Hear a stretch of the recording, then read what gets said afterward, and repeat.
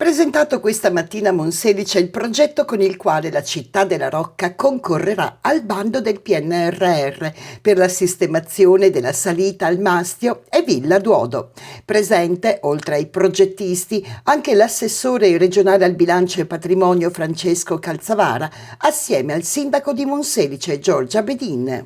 Sì, ci sono dei soldi che vengono impegnati dalla Regione attraverso delle progettualità condivise con l'amministrazione comunale di Monselice e che riguardano in particolar modo alcuni edifici che riteniamo debbano essere completati e resi pienamente disponibili, come la Casa Longobarda piuttosto che la biblioteca. Poi c'è l'opportunità del Piano Nazionale di Ripresa e Resilienza e quindi far sì che tutto questo straordinario patrimonio culturale del Veneto possa essere ulteriormente valorizzato anche dal punto di vista ambientale e paesaggistico attraverso un grande progetto di valorizzazione dei giardini che riteniamo possa diventare un ulteriore elemento di attrazione in questo territorio, quindi non solo il castello, non solo il Mastio, ma anche dei bellissimi giardini dove poter vivere un'esperienza che fa vivere il Veneto da un'altezza alla quale forse non siamo abituati. Quanto tempo bisognerà aspettare perché questi lavori partano e perché tutto questo diventi realtà? Beh, intanto battersi per avere i soldi del PNR, quei 2 milioni di euro che devono essere impegnati per il progetto Giardini, devono essere assegnati al Veneto, rientrano nei tanti progetti che il Veneto sta presentando per avere i soldi del PNR, speriamo che vengano riconosciuti. Poi devono essere spesi entro il 2026. Quindi secondo noi insomma, nel corso dei prossimi mesi ci sarà l'assegnazione, ma già a partire dal 23 potremo iniziare a vedere qualcosa, qualora naturalmente questi soldi ci vengano assegnati. Adesso le faccio una domanda più centrata su Monselice. La storia tra Monselice, cioè i suoi cittadini e la Rocca, è una storia di un grande amore, ma pieno di difficoltà, perché nel corso degli anni ci sono stati degli interventi che sono iniziati poi fermati e che hanno messo un po' a rischio il fatto che i monselicensi godessero del colle. Secondo lei questa proposta può essere l'inizio di un nuovo ritrovato rapporto positivo? Credo di sì, perché c'è la volontà da questo punto di vista intanto di rendere più bello un punto d'accesso facile come possono essere i giardini di Villa Duodo. Dall'altra un percorso di facilitazione all'accesso al Mastio che mi pare di capire è un elemento di attrazione ma anche di fidelizzazione del cittadino di Monselice, deve essere reso più facilmente accessibile. Credo che le soluzioni che sono state prospettate lo renderanno tale e anche estremamente green, perché questa idea di poter accedere anche con dell'accessibilità elettrica e che quindi permette a tantissime persone di arrivare sopra quel luogo e poterlo vivere anche per chi magari non è in grado di fare un'arrampicata come si fa oggi, possa essere un elemento che in futuro darà ulteriore attrazione a questi luoghi e condivisione e amore da parte dei cittadini monselicensi. Oggi c'è stata questa conferenza stampa qui nella sala consigliare del comune di Monselice proprio per testimoniare il fatto che il percorso intrapreso con la regione fin dall'inizio del mio insediamento sta portando i suoi frutti. La progettazione è molteplice e la volontà di tutti, sia dell'amministrazione comunale che dell'amministrazione regionale, è quella di portare a compimento le opere che abbiamo potuto vedere essere attualmente in progettazione. Ci auguriamo che in particolar modo la valorizzazione dei parchi giardini storici prevista dal PNRR, per il quale è stato fatto un progetto veramente molto interessante che è stato illustrato oggi anche per l'accesso a Casa Bernardini che verrà ristrutturata e al Mastio Federiciano anche per persone disabili, possa trovare accoglimento, quindi essere finanziato, perché si parla di un importo molto importante di 2 milioni di euro, ma abbiamo visto anche trattarsi di un progetto veramente interessante, veramente importante e ben strutturato rispetto a quello che sono le esigenze del bando.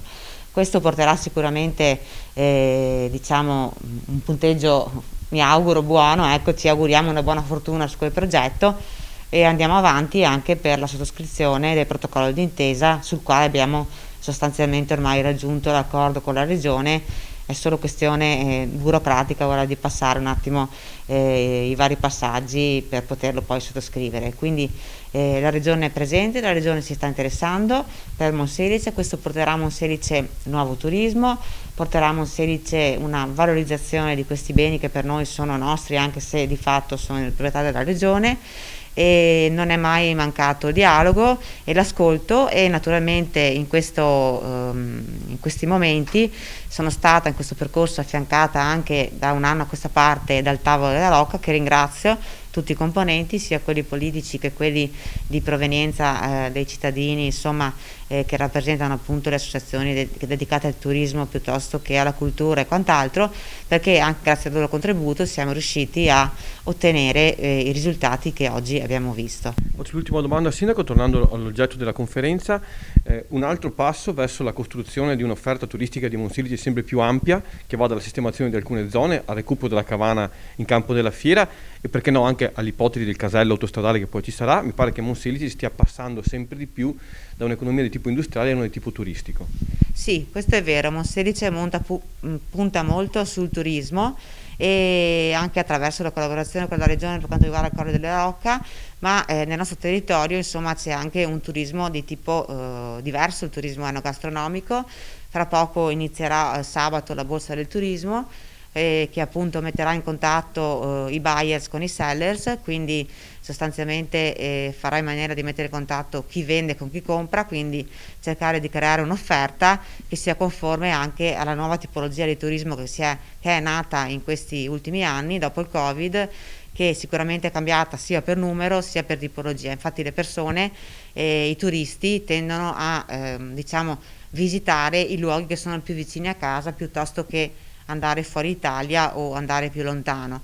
Questo per noi naturalmente è un gancio da non perdere, perché dobbiamo riuscire a valorizzare sempre di più quello che è l'offerta turistica, che deve rispondere a determinate esigenze che oggi sono diverse da quelle che erano prima.